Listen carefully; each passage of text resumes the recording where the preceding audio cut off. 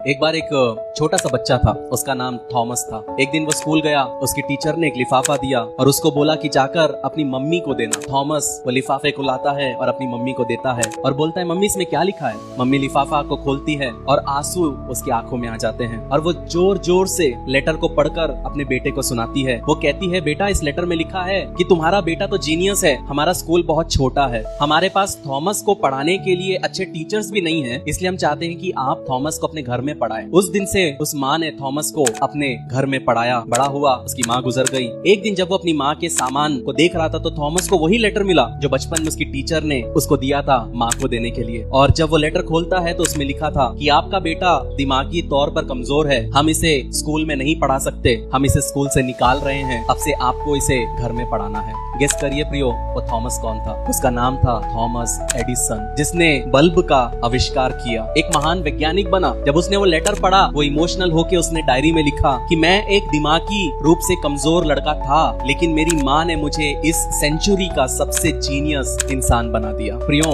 आपके शब्द में ताकत है। जब हम नीति वचन 18:21 पढ़ते वहाँ लिखा है, इस जुबान में जीवन और मृत्यु है, जो इसे काम में लाना जानता है वो फल भोगेगा। प्रियो, बाहर वाले तो हमेशा हमारी बुराई करेंगे, लेकिन क्यों ना हम अपने बच्चों के ऊपर अच्छे शब्द बोले। सोचो कोई और माँ रहती तो क्या कर, एक मेंटल हॉस्पिटल भेज देती या उसको बोलती अब तेरा कोई फ्यूचर नहीं है। लेकिन थॉमस एडिसन की माँ ने उसके ऊपर प्रोफेटिक शब्दों को कहा कि तू जीनियस है। जब उसकी टीचर बोली ये भोंदू है, उसकी माँ बोली तू जीनियस है, और वो जीनियस बन के निकला।